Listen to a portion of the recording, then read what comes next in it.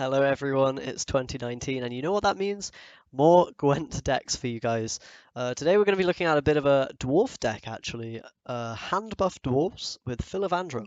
And this is a deck that's been around for a bit. It was in the last Team Artusa snapshot, so I'm a little bit late to the party on this one, but I wanted to give it a try and I think it's a pretty dope deck, so we can show you guys how it works and what it's aiming to do, of course, as we always do.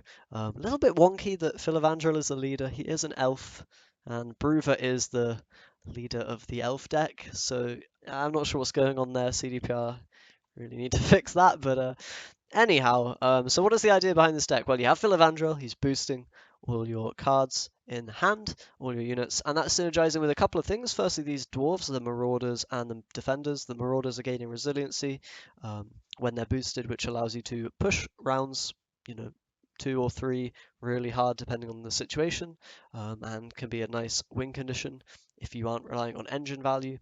We also have the defenders, which, yeah, they are engines themselves. They do a lot of boosting, and they're going to get a lot of value the longer they stay on the board, and they're pretty hard to deal with having that 5 strength after getting the Filavandrel boost. And the rest of the deck is kind of supporting this idea of hand buff and boosting in general, making sure you get Marauder and Defender value, and buffing up engines and stuff so that they can survive longer. So we have Hawker Smugglers, these boost random units in your hand. We have King of Beggars, which boosts the lowest unit in the hand. And we have Agitators, which boost all of your dwarves randomly. So, actually it's not random, sorry, but yeah, you just choose one. Same with Ithlin as well, also boosting your hand. So lots and lots of tools to just boost your stuff up, keep your engines at high strength, and of course synergize with the dwarves that rely on boosting. So what else are we running? We're running Call of the Forest. This is kind of just used to recycle any crappy dwarves you might have later in the game. Really good on Agitator, for example, and maybe Skirmisher. If you can recycle that and pull out a different dwarf, maybe Zoltan or Gabor, these kind of big impactful dwarves, then Call of the Forest can be really, really, really powerful. We are playing that as Zoltan, which of course is really good at just removing stuff. You're going to have a lot of dwarves on the board, and this can, yeah, especially if there's a low strength enemy unit that's high priority, you can just delete it with Zoltan. Very, very cool. Gabor is awesome for either carryover, adding to the carryover you already have with Marauders. He's really nice to just get a little bit more value in the next round if you need to push the opponent out that way. Or you could just use him as an immune unit that gets buffed every time you play a dwarf, which is pretty insane since your deck is reliant on dwarves. So kind of these dwarvy boys are going to be the big value cards most of the time. But we then are running Unicorn of Kyronax, as most decks do, for the big, powerful swings that those provide. We have Cleaver, because he's a dwarf. He's good value a lot of the time, so it's kind of a no-brainer in this deck. Not as strong as, he used to be, I guess, in the meta, but whatever. He's still pretty good at removing engines if you draw him at the right time. We have King of Beggars, as we talked about before. Whoa, chill. Don't come out of the deck. Sheldon Skag's really good. Just if you're buffing him up, he's got some nice synergy with the buff. He's kind of like old Swordmaster or Brain if you were playing Gwent before Homecoming. And yeah, he's just dealing massive damage a lot of the time. There's kind of like a theme with all the archetypes, right? You have these units that do big damage but have low strength. Sheldon is like the hand buff version of that. You have Yavin, you have Swears do similar things, Hjalmar, and the other factions, so that's pretty cool. Anyhow, we also have Dwarven Mercenary, which is of course a really good inclusion when you're running a lot of dwarves. He's going to be able to be boosted and difficult to remove, and then be able to ping out damage all the time. We have Volunteers, which are actually quite an underrated thinning unit.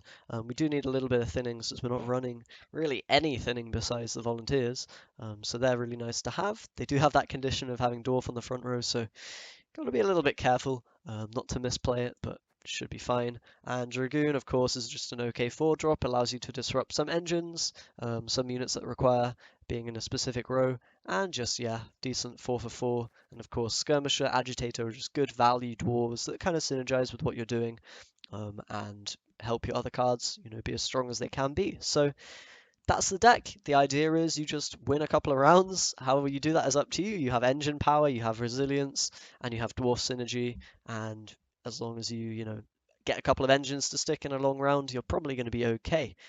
Get some value from your carryover units, that sort of thing. So plays out quite differently to a lot of decks. You know, you're relying on value in future rounds rather than the round that you're playing in that very moment. So pretty awesome, and we'll see how it plays, you know, in an actual game.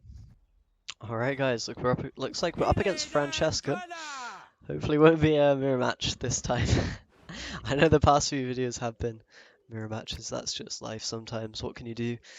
But okay, this hand looks pretty okay. We have the volunteers for a bit of thinning.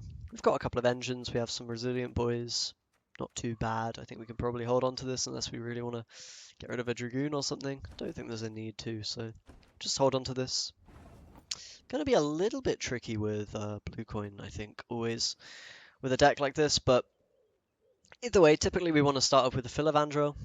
Just get the value from that straight away onto all our boys that want to be boosted, and then we can go ahead and play the smugglers. They're of course got to be put on the melee row, and they're going to provide a crap ton of value in the long round that we're hopefully going to play here.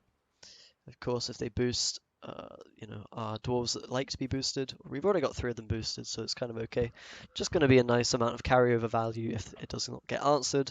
And a lot of games, that's going to be how you're winning, is really, really buffed up cards that are bigger than they should be, that you've been able to, you know, gain value on throughout a long round.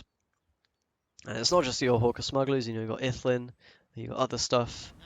Shackles is going to come down though and try to deny that. So we could go with another Smuggler, I think it's fine. And of course the beauty of this is these engines, they're so strong, and if they eat removal, then they're actually just kind of tanking removal for your other engines, the things like the Defender, your Marauders, which you want to survive, and all the rest of it. So that's pretty awesome. Looks like he's going to go with Sarah. So is there anything we can do to disrupt this?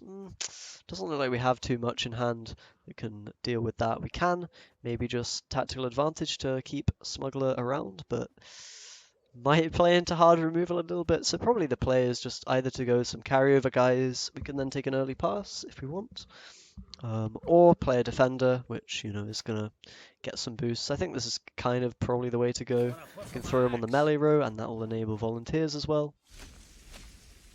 And if we can, we'd love to get loads of engine value here and then allow us to kind of take round 1 with or without committing Marauders, and that will allow us to get Marauder value properly.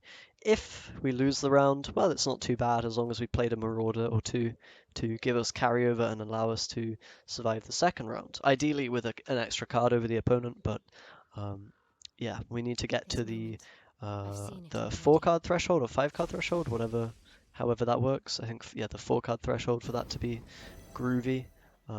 Looks like he's just going to play a Farseer, so no tricks from the opponent, just going to play it standard, fair enough. So with Resiliency, it does restore to base power, so, you know, you can buff these guys really big, but they won't carry over that value to the next round. Not like that mechanic's been changed or anything from previous iterations of Gwent, but still pretty powerful to boost them out of range of some damaging effects if you want to do that. But here I think we go with the Volunteers to get the thinning done. And we won't use the tactical advantage yet. We can use that kind of, you know, the turn that we want to pass, or the turn before we want to pass. That'll allow us to, yeah, surprise the opponent with the amount of points we slam down, basically.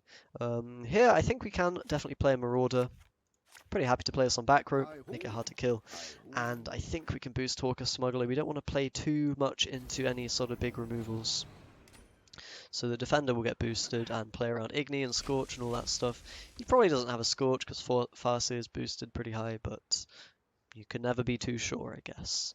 But as you see, our hand is looking pretty chunky right now. Ideally, we want to save, yeah, 1 or 2 of these really high, you know, strength cards for later on, but if we have to play like another Marauder here, for example, it won't be too bad. Kind of the aim now is to find a pass, or force him to pass, which we get to do. That's really nice. And, you know, if he didn't catch up immediately, we could have passed and used the Marauder to kind of leverage card advantage, as you may have done in previous versions of Gwent, where you're not reliant so much on the 3-draw system wasn't such a big, you know, impactful thing. Either way, though, we can probably go ahead and make 1 mulligan here, just in case we want to push even harder. Try to look for Gabor, maybe, or Oh, perfect. Okay, there we go. And that'll allow us to just go for maximum resiliency on our guys here. We can play Gabor as a resilient unit. We can play the Marauder as a resilient unit. And what that'll do, Gabor and the Marauder, that'll allow us to effectively, push him out of this round, like force him to commit good resources while also getting carryover for next round. So that'll be really, really powerful. We can definitely start with the Marauder here. I don't see a reason not to. Could also play Agitator, but I think Marauder's fine. And if he doesn't show that he has the points to pay the bills, then we can go with Gabor as well. Although it might be safe to just save him as an immune unit for later on, depending on what the opponent does here. But this play is just so nice. We get a free 4 carryover, which is not a small amount, right? 4 points is quite a lot in Homecoming. So we'll see what the response is. Going to be a Chironex. Going to try to deal with this stuff. We can, of course, respond with a Unicorn if we want, although I'm tempted to maybe go with something else first. We could play the Agitator, the Ithlin, something like that. Maybe Unicorn makes sense though. Actually, I do kind of like it because it's going to allow us to, effectively just counteract that play, right? We also know now that he doesn't have a Unicorn in hand, which is pretty useful information to have.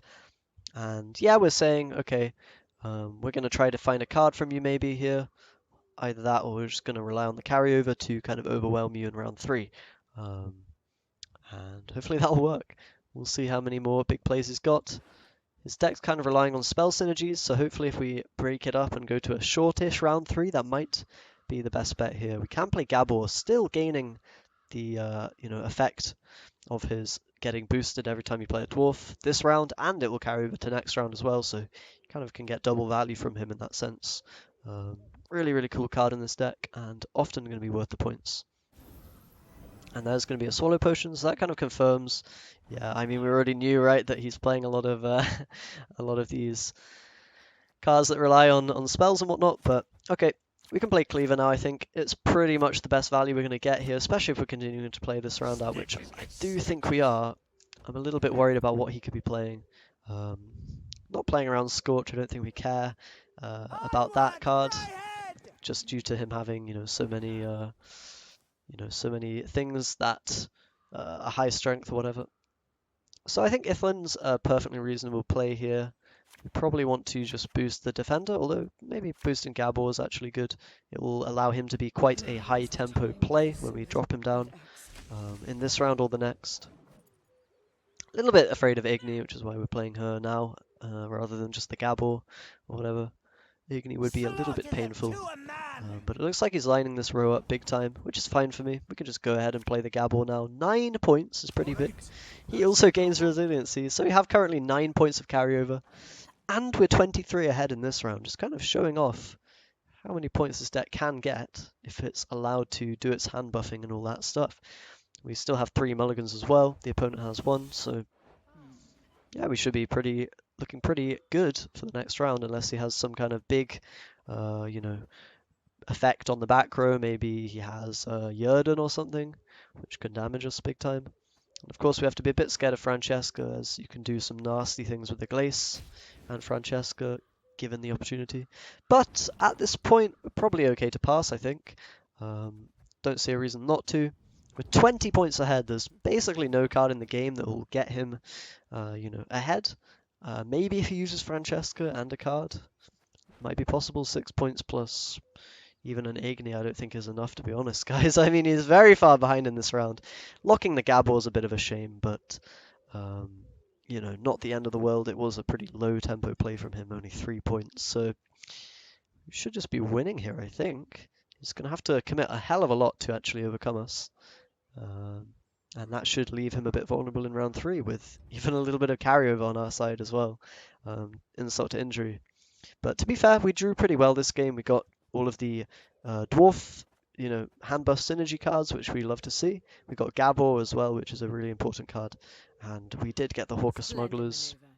Really helped us in that round 1. So there we go. That's going to be a bit of a shorter video, I guess, today. But either way, pretty cool deck. Do give it a try.